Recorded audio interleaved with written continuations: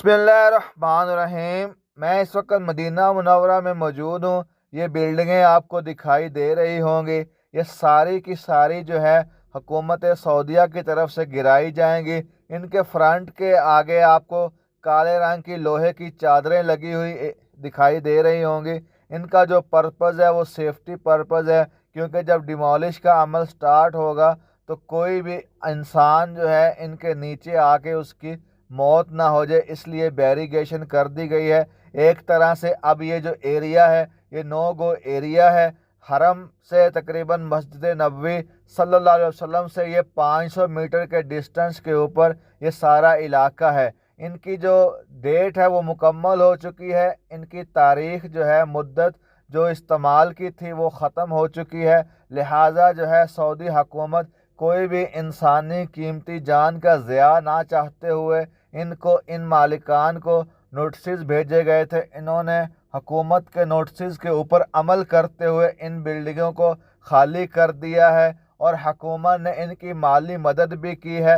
کوئی بھی یہاں پر روڈ بلاک نہیں ہوا، کوئی احتجاج نہیں ہوا، کوئی نعرے بازی نہیں ہوئی۔ یہ بہت ہی رچ ایریا ہے، بہت ہی مہنگا ترین ایریا ہے، پوش ایریا ہے مدینہ منورہ کا۔ اس کے باوجود لوگوں نے جو ہے حکومت کی بات کے اوپر عمل کیا اور اپنی بڑی بڑی بلند و بالا عمارتیں خالی کر دی گئیں۔ اس کو کہتے ہیں قانون کی بالادستی۔ کل ملتان میں حرم گیٹ کے قریب 3 منزلہ عمارت گر گئی، 6 افراد کی جان چلی گئی، 2 زخمی ہو گئے، اور آس پاس کی جتنی عمارتیں تھیں حرم گیٹ کے قریب ان کو بھی نقصان پہنچا۔ اسی طرح آپ کو کراچی میں بھی بلند و بالا فلیٹس گرنے کی خبریں آپ کو ملتی ہوں گی، نیوز میں آپ دیکھتے ہوں گے۔ اس کی بہت بڑی وجہ یہ ہے کہ جتنی بھی بلند و بالا عمارتیں بنائی جاتی ہیں ان کی استعمال کی ایک آخری تاریخ ہوتی ہے جو کہ پاکستان میں دکھائی نہیں دے گی۔ ہمارے ہاں قانون تو موجود ہیں، لیکن قانون کے اوپر عمل درآمد کس نے کروانا ہے؟ حکومت نے۔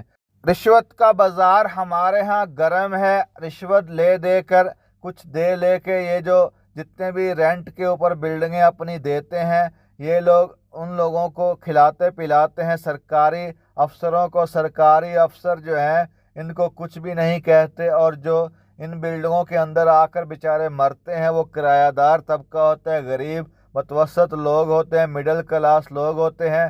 مالکان جو ہوتے ہیں وہ کرایہ کھاتے ہیں منتھلی، اور ان کو کوئی سروکار نہیں۔ ہماری عمارتوں کی جو تاریخ ہے وہ ایکسپائر ہو چکی ہے، ختم ہو چکی ہے، لیکن اس کے باوجود سال ہا سال یہ لوگ جو ہیں ان سے کرایہ بٹورتے ہیں، لیکن حکومت جو ہے ان مافیاز کے اوپر ہاتھ نہیں ڈالتی۔ اگر حکومت واقعی سنسیئر ہے انسانوں کی جان و مال کے ساتھ تو حکومت کو چاہیے ان مافیاز کے گریبانوں کو پکڑے اور ان کو کہے کہ اپنی جو بلڈنگیں ہیں تمہاری یہ جو ایکسپائر ہو چکی ہے اب یہ گرنے والی ہیں، گرنے کے قریب ہیں، لہذا ان کو خالی کیا جائے۔